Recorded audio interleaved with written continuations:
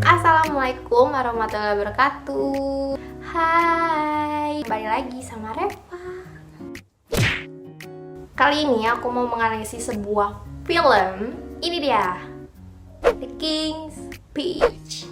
Film ini disutradarai oleh Tom Hooper dan dirilis tahun 2010 bulan Februari. Berkisahkan tentang seorang raja yang mempunyai kesulitan berbicara di depan publik. Raja George ke-6, Albert, disapa Bertie, nama panggilan kesayangan dari keluarganya, yakin bahwa dirinya tidak layak dan tidak akan menjadi seorang raja sejak kecil. Trauma masa kecil membuatnya gagap dalam berbicara. Adegan pembukaan film ini memperlihatkan bagaimana canggungnya dia berpidato di depan rakyat banyak di stadium. Elizabeth, sang istri, menunjukkan kesabaran dan dukungan kepada suaminya dengan mencari terapis baru setelah mencoba terapis rekomendasi kerajaan yang tidak membawa hasil. Setelah usahanya ke organisasi terapis Inggris, dia pergi bertemu Lionel Locke, seseorang aktor tua yang gagal dan akhirnya membuka praktek terapi bicara. Dari ruangan terapi itu, mulailah hubungan mereka antara seorang calon raja yang keras kepala dan kaku bergaul dengan terapisnya yang luas namun berprinsip. Diselingi dengan cara penyembuhan yang dianggap aneh dan baru, mereka pun saling bertukar pikiran dan perasaan. Bertie menghadapi masalah baru setelah ayahnya yang sering mendesaknya meninggal dunia. Edward, sang kakak, diangkat menjadi raja. Bertie berusaha membujuk agar Edward tidak menikahi perempuan pilihannya yang sudah 3 kali bercerai. Selain Bertie takut nama kerajaan tercemar dan negara berkelahi, ia pun merasa ketakutan jika kakaknya menyerahkan jabatan itu kepadanya. Apa jadinya seorang yang gagap menjadi pemimpin kerajaan? Namun, hal yang ditakuti pun terjadi. Tak kala Edward lebih memilih perempuan itu, Bertie mengambil alih kerajaan dan hubungannya dengan Dr. Lodge bukannya membaik, tetapi malah retak. Dr. Lodge dianggap terlalu mendesaknya untuk bisa mengalahkan kegagapannya agar bisa menjadi raja yang disegani. Singkat cerita, Hitler, tentara Jerman, menyebarkan berita untuk menyerang Inggris. Di saat susah seperti ini, Bertie akhirnya sadar dan meminta maaf kepada Dr. Lodge yang tidak memberitahu istri dan keluarganya bahwa pasien yang ditanganinya adalah seorang raja Inggris. Dengan bantuan Dr. Lodge dan istrinya Elizabeth, Bertie pun berusaha untuk memberikan pidato pertamanya sebagai pemimpin yang akan diserahkan di seluruh rakyat Inggris dan dunia. Akhir yang didambakan pun berhasil dicapai Bertie.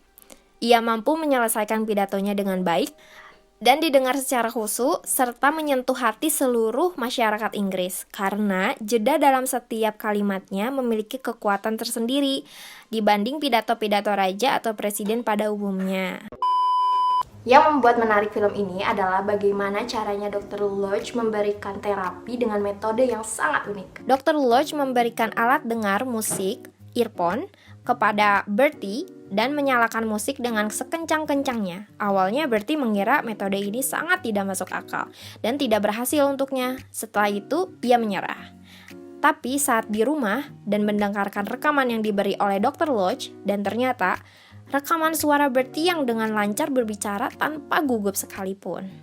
Kasus yang terjadi pada Bertie bisa dihubungkan dengan teori oleh Ivan Pavlov. Konsep dari Ivan Pavlov tentang generalisasi, diskriminasi, dan penghilangan. Proses generalisasi yaitu ketika Bertie berbicara lancar dengan merespon musik setelah ia mendengar musik yang keras dan lemah. Ia juga akan berbicara lancar. Diskriminasi yaitu Bertie belajar untuk memberikan respon yang berbeda terhadap stimulus yang sama dengan meyakinkan bahwa berbicara selalu diikuti oleh musik di telinga.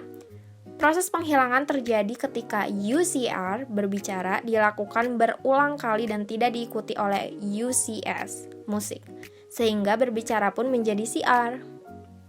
Yang kedua, di mana Dr. Lodge memberikan pemanasan terlebih dahulu untuk memulai membaca pidato dengan membuat suara aneh, loncat-loncat, dan menggerakkan bibir dengan aneh. Setelah itu, Dr. Lodge memberikan teknik bernapas dengan cara rebahan di lantai dengan cara menekankan perut Bertie berguling-guling. Setelah itu, Bertie disuruh mengulang kata-kata yang sulit disebut olehnya terus-menerus. Ada juga dengan cara menepuk tangan sambil loncat-loncat.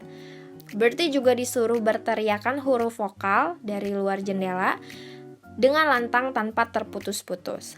Kalau putus itu hubungan aku. Kata Dr. Lodge, teknik itu bisa membuat seseorang menyampaikan pidato dengan lancar. Teknik itu selalu dilakukan Bertie walau ia selalu berkata ini tidak berhasil untuknya. Tapi, dengan dukungan sang istri dan dokter yang sudah menjadi sahabatnya itu, ia terus melanjutkannya. Teknik ini juga bagus untuk reaksi tubuh kita supaya rileks dan tidak ada beban hidup. Walaupun caranya aneh, tapi ini bekerja. Dari film The King's Speech dihubungkan dengan teori Thorndike. Yang pertama ada law readiness, kesiapan Bertie dalam menerima terapi. Yang kedua, law of exercise. Terapi yang dilakukan Bertie berulang-ulang akan membuat dia berbicara dengan lancar. Yang ketiga, law of effect. Keberhasilan terapi yang dilakukan Dr. Lodge pada Bertie di film The King's Speech. Ini dihubungkan dengan teori B.F. Skinner. Yang pertama, positive reinforcement. Bertie melakukan terapi dengan terapis yang cocok dari segi bergaul dengannya, yang kemudian menjadi sahabatnya dan ia dapat mengurangi gagapnya. Yang kedua, negative reinforcement. Dr. Lodge melakukan kesalahan yang melibatkan Bertie tersinggung sehingga dia sempat tidak mau melanjutkan terapinya. Kemudian, Bertie dan Dr. Lodge baikan dengan menyingkirkan ego dan melanjutkan terapi. Yang ketiga, positive punishment. Bertie yang mulanya tidak dapat berbicara di depan publik, dia dinobatkan menjadi raja, padahal sebenarnya tidak ingin menjadi raja. Dan mau tidak mau, ia harus dapat mengatasi kegagapannya, sehingga akhirnya dapat mengatasi kesulitannya berbicara di depan publik. Keempat, negative punishment. Saat Dr. Lodge melarang Bertie untuk merokok, padahal Bertie sangat tergantungan dengan rokok untuk menghangatkan tubuh dan menenangkan dirinya, akhirnya Bertie mulai bisa menghadapi ketakutannya tanpa harus sangat ketergantungan pada rokok. Nah, itu dia tadi analisis film The King's Speech menurut aku. Banyak banget makna yang kita bisa petik dari film tersebut. Apalagi yang tidak memiliki kepedean untuk berbicara di depan umum, bisa nih untuk nonton film ini. Intinya kalian harus berani untuk berbicara, buang rasa takut itu jauh-jauh, dan percaya pada diri kalian sendiri kalau kalian tuh bisa dan mampu. Kalian juga bisa melakukan metode terapi seperti Dr. Lodge. Nah, itu kan terapinya lumayan tuh, bisa dicoba lah ya. Oke, gitu aja, segitu dulu dari aku. Semoga bermanfaat dan kalian jangan lupa jaga kesehatan kalian, yang di rumah stay home, yang kerja hati-hati, jaga diri kayak kalian jaga hati untuk dia. Oke, kalau kayak gitu sampai jumpa ke video-video selanjutnya. Kalau ada tugas bikin video lagi, ya udah, terima kasih, dadah.